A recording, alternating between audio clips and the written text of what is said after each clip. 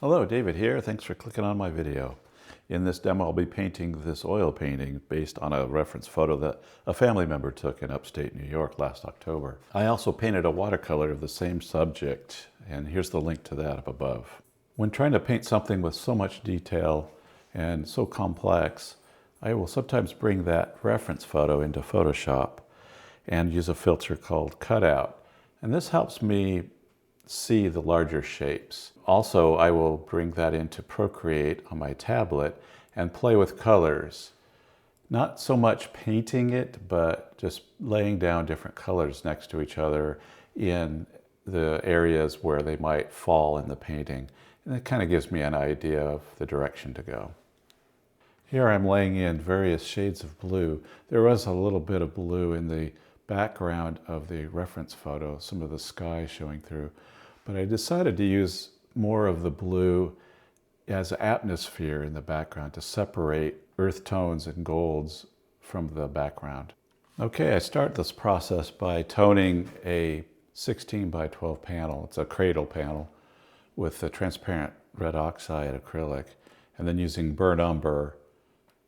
And the paints I'm using are the COBRA water mixables.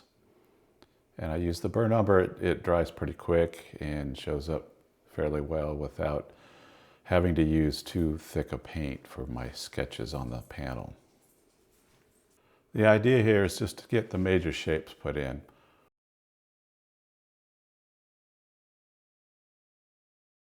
I'm using water to thin the paint. Since it's water mixable, I can use water or oil. I do use water mixable linseed oil as a medium as well.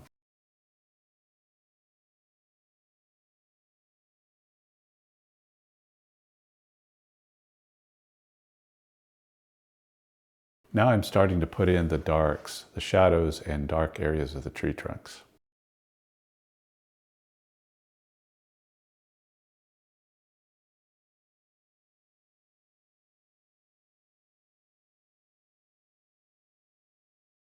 I will come back in later and refresh some of the dark areas, add some more in, but this will at least get me started and gives me an idea of contrast and tone going forward.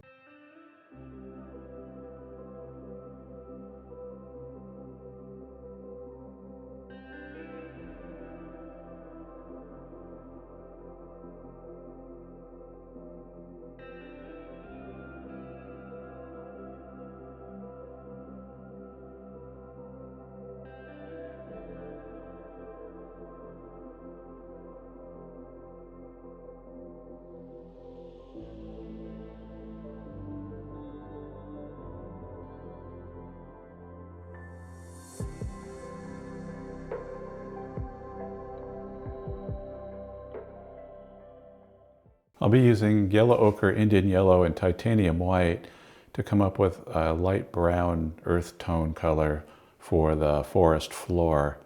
I want more contrast there as well.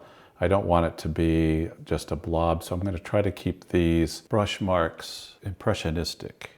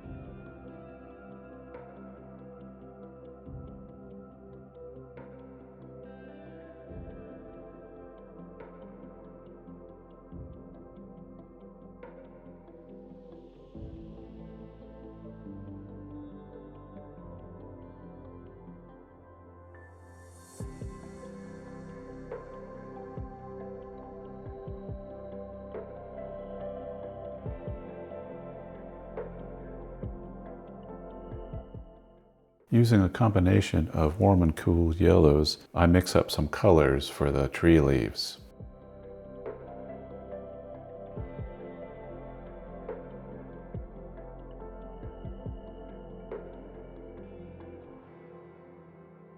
As you can see from the reference photo, a majority of the leaves are behind that main tree structure in the center. I want to bring some of those leaves around the front as well. I'm starting on the side of the painting. I'm experimenting with brush strokes and colors before I go into the main body of the painting.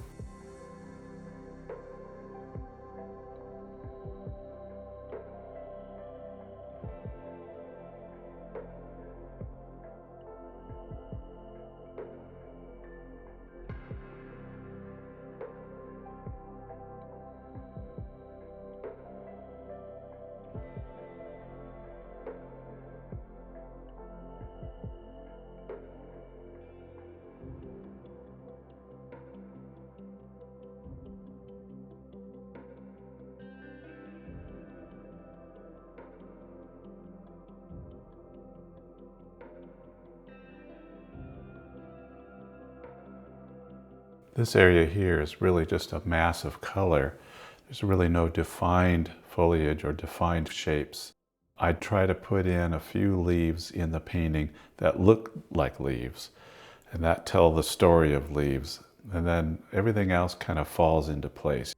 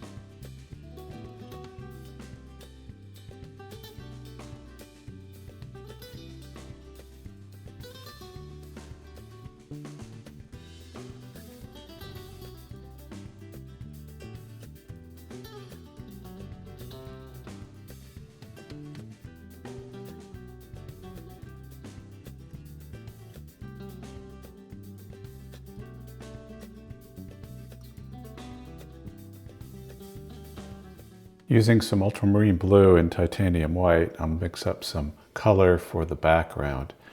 I want this to be somewhat of a cool green, so I'll add in some yellow ochre as well.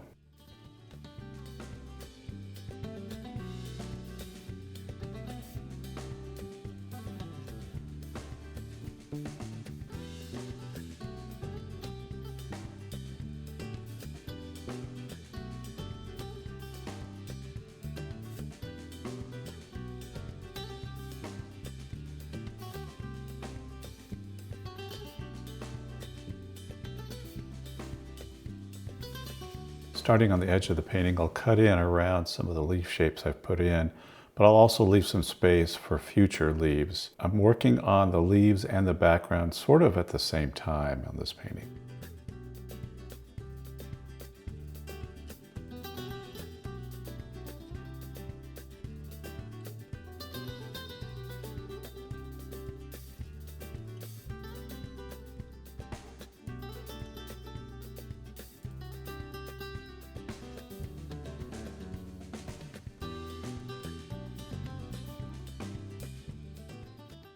And before I cover up most of my sketch that I did earlier, I'm going to come in and darken some of the main branches, just so I don't lose them as I put in the background.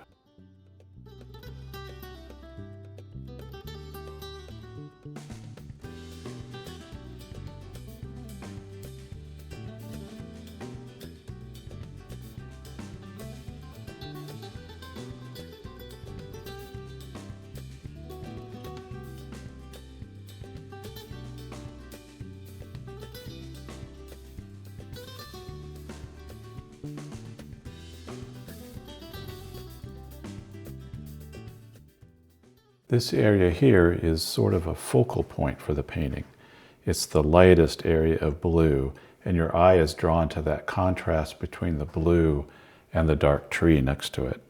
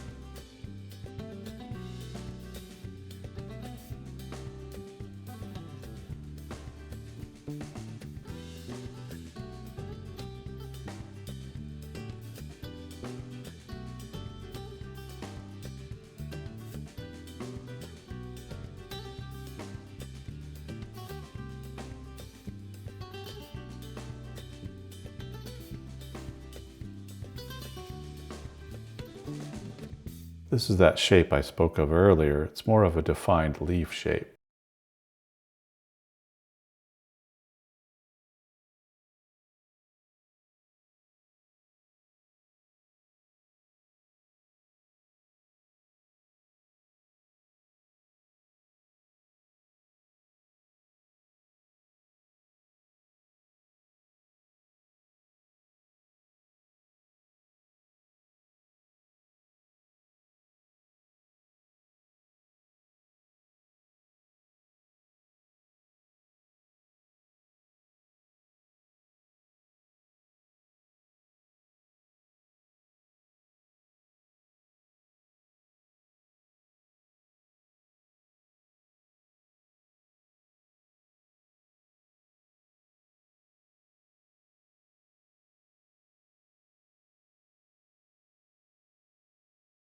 I find that the palette knife is a good tool for abstract shapes.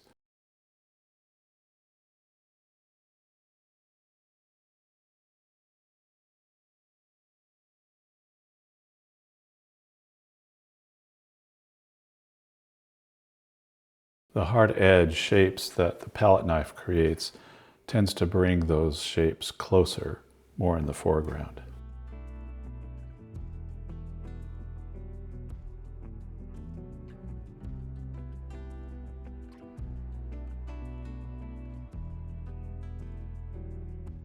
I felt like I needed something on the forest floor that echoed what was happening above.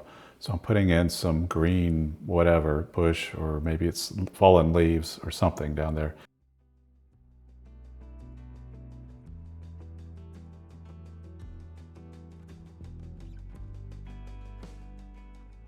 Here I'm reworking some of the darks that I put in earlier and adding additional cool tones to the side of the tree.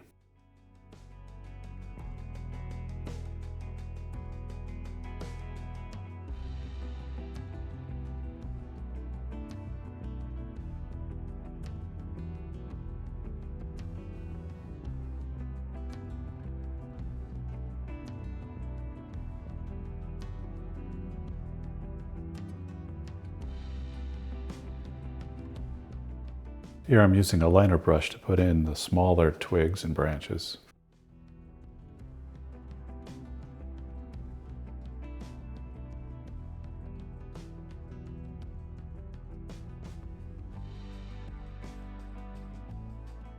After putting in a few small adjustments here and there, I think I'm going to call this one done.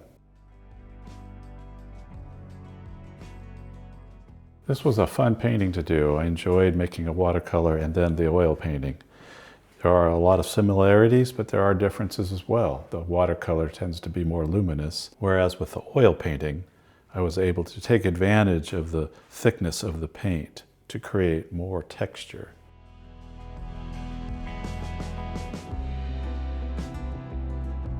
I thank you so much for watching, and we'll see you on the next one.